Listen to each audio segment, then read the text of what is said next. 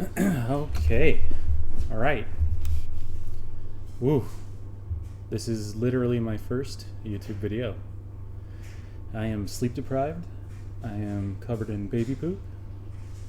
And I'm ready to do this. So, hello everybody. I am your host, Mr. Creason. We're going to talk a little bit about the rest of the semester for you guys. I'm going to discuss your future projects. I'm going to talk about why I'm not there. And I am also going to demonstrate a little bit of Illustrator for you today. This is just like an intro video. We're not going to be doing anything really crazy. I just want to show you guys what's different about Illustrator compared to Photoshop. And then in the next video, we're actually going to go over your first project. All right? So let's get started. Actually, you know what? I'm going to say this first. I want to thank everybody because I don't know if you guys know this. This is my first year at CS Arts, and I've had one semester. I had the fall semester last year, and it was fantastic. And you guys, being my spring semester, have just added to the total greatness and wonderful experience that I've had there so far. So I just wanted to thank you guys for making this job awesome. I enjoy going to class every day with all of you. And I'm just super stoked and looking forward to seeing the kind of artists you guys all become. I hope that I got to seed some kind of a passion for digital arts or just arts in general and design. And I, like I said, can't wait to see where you guys go. So thank you again. Anyways, I'm not there, as you guys can tell, because I, as I've told you and mentioned before, am having a baby. Well, I guess I had a baby. So the little dude, his name is Thalen, decided he wanted to come a nice 16 days early. So that included my spring break with you guys, or spring break without you guys, and my last week with you guys. So I have to stay home now and take care of the little dude and not sleep very much, but it's all awesome. It's wonderful. But yeah, anyways, I'm not going to take up too much time. You guys are going to have the rest of the semester with the sub. I'm going to give him as many tools as he can to get this as easy for you guys as you can. And my expectations for you guys are not going to be nearly as stringent as they would be if I were there with you in person. That being said, I still want you guys to try super hard with the bit of tools that I give you. So, how this semester is going to work. You're going to have one last critique, and that's going to be with your photo bash. That's going to be your first day back. I'm sure you've already had it by now. And after that, you're going to get started on your first Illustrator project, which is a logo design project. And then after that, it's going to be your layout design project, which is going to include a portfolio of all of your work for the semester. So after everything's all done, I'm going to give you guys feedback on everything, like just really quick, simple feedback, and I'm also going to grade it, so you're not going to have to worry about an inconsistent process, okay? I know what you guys have been doing all semester. I've seen your work and I've seen how you've improved, and I'm still going to be the one giving you your final grade. So yeah, I'm done talking about all that stuff. We're going to talk about Illustrator now. So here it is. This is it. This is Illustrator. It's exactly like Photoshop, and I'm sure you guys can already tell with the interface. It looks the exact same. It's made by the same company, Adobe, so they took a great pain to make it as seamless as possible. So we're going to get started on just creating a new document, okay? So just like Photoshop, you guys have to go up here to the top left to New File and click. And as you guys can see too, I'm going to click. You guys can see on the left here, bottom left, there's a little tool that lets you see what I'm clicking on my keyboard and on my mouse. So when I start talking about certain features that we're going to have with shortcuts and these other things that we're going to be using, you guys can pause the video and look and see how I did it, and hopefully it'll make it easier for you to follow along, because I know some of you guys struggle a little bit with following the keyboard shortcuts. and I'm sure this will help, okay? I'm also going to try to use that YouTube feature where you can like break the video up into different chapters, and hopefully that'll work and make it easy for you guys. So back to this. As you can see, it's the same process, same thing as Photoshop. You get this new document panel, and it gives you all kinds of options. And on the right, we have presets. We have the width, height, inches, color mode, all that stuff. It's really very similar to Photoshop, but the difference between what we're going to do and what is actually useful for us is basically none of this is useful. We don't need any of this. Illustrator works very differently, and I'm going to explain that in a little bit in terms of your workspace. But yeah, we don't need any of this right now. So the default, it's going to basically be a print 8.5 by 11. You're going to change this to whatever you're going to use in the future anyways. If you really want to, you can change all this stuff, but I'm going to show you how to do it in the document, and you're going to understand it in a little bit, okay? So I'm going to go and create a new document, and boom, we have our canvas, okay? So I'm going to go and review everything that's on here real quick, but I just want to make sure we understand what Illustrator is and why we're using it and not Photoshop. So I'm going to go back to this document over here, and here, check it out. We have a demonstration of vector graphics versus raster graphics. And you guys know very well what I've talked about. Photoshop is all about rasterized graphics. Raster just basically means pixels. And vector, which is what we're using in Illustrator, is math. It's just complicated, coordinated math. But because the mathematicians and programmers who built this stuff are so awesome, they were able to translate it into a visual medium for artists to use. And so that's what we're using. So just to push further, just to make sure you guys understand, on the left is a vectorized A, on the right is a rasterized A. So let's look at the rasterized A just to review. If I zoom in, and I zoom all the way down, you guys can see pixels, all right? And this is how everything that is in Photoshop works. It's always going to be pixels, okay? There is some vector in Photoshop. Some of the tools use vectorized graphics, but as you guys have seen, it doesn't work very well. And that's because Photoshop natively doesn't support vectorized graphics. It's ported over from Illustrator stuff for it to work.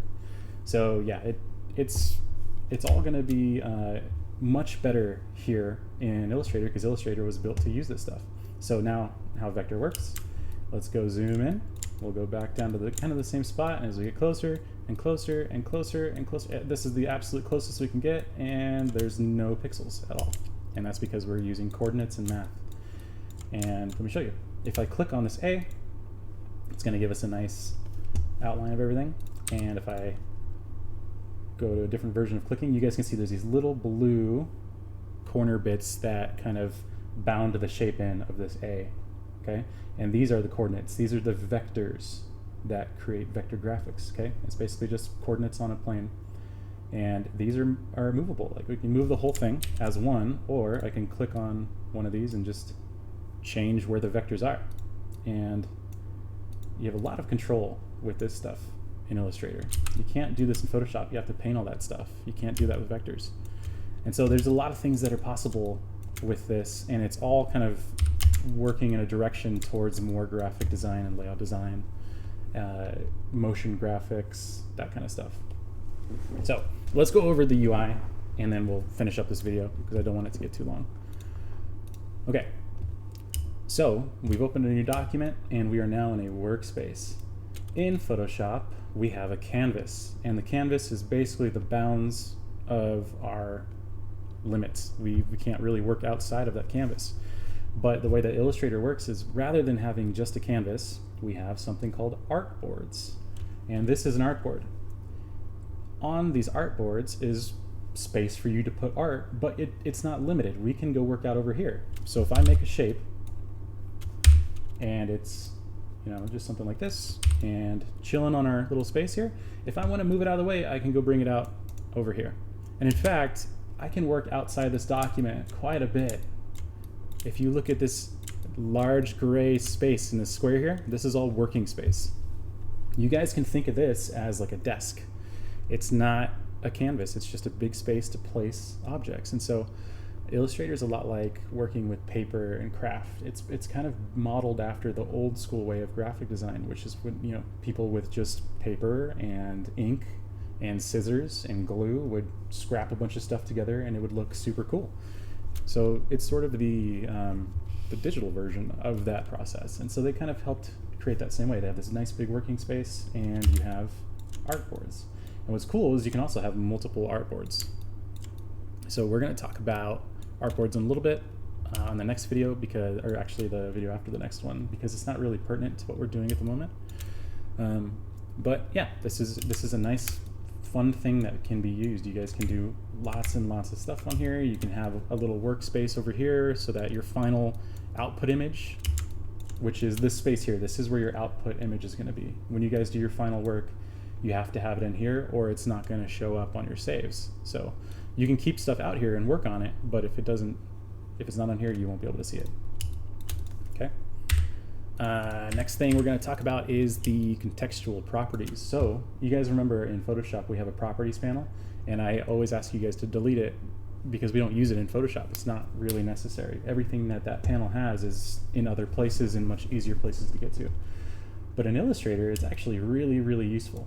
It changes based on what you're doing, and there's a lot of things in here. So if you remember, there's the contextual toolbar in Photoshop on the top. This is basically Illustrator's version of it, but it also adds in features that you think would be useful for a particular tool. So let's say if I have a shape tool, I go to the shape, you guys can see there's different sections that show up. So there's a no selection area, there's a transform, an appearance section, quick action section, okay? And if I do this, if I make a shape, it adds more stuff to it. It adds more new features that are capable of helping you make your art. And this is true for almost everything here. So this is a very useful tool. This is a very, very useful little panel, and we're going to keep that there, okay?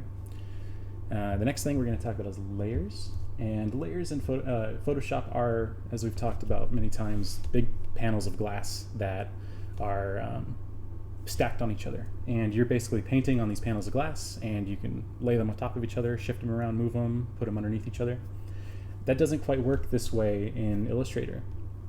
It does do hierarchy. There are shape hierarchies where if I make a shape and then I want to make another shape and I want to stack them on top of each other, they will overlay on top of each other, okay?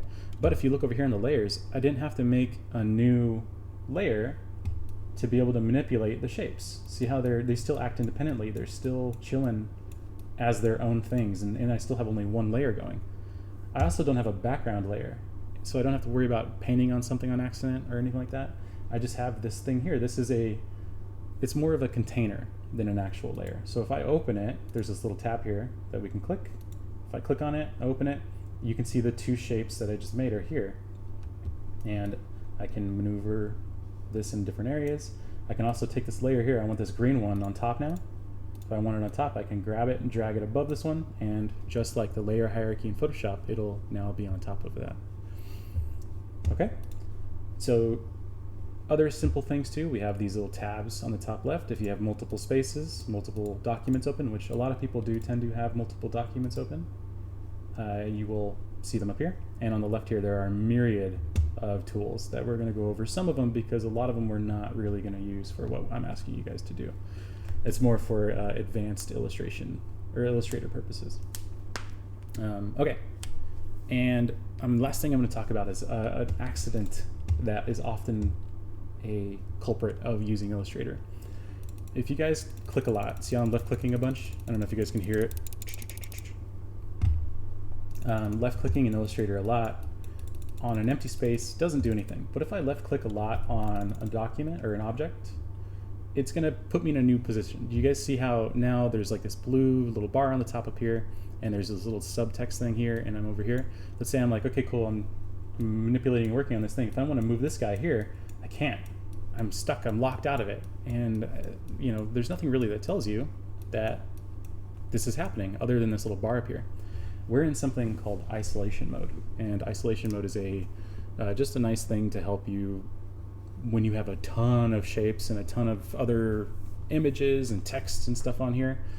This lets you just kind of focus on one little thing at a time.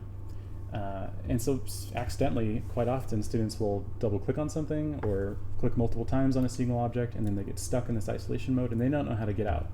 And the easiest way to get out is just to get off of the canvas, off of the artboard, onto the gray area, and double click, and it'll bring you out of isolation mode. And then you can go ahead and maneuver and mess with things again, okay?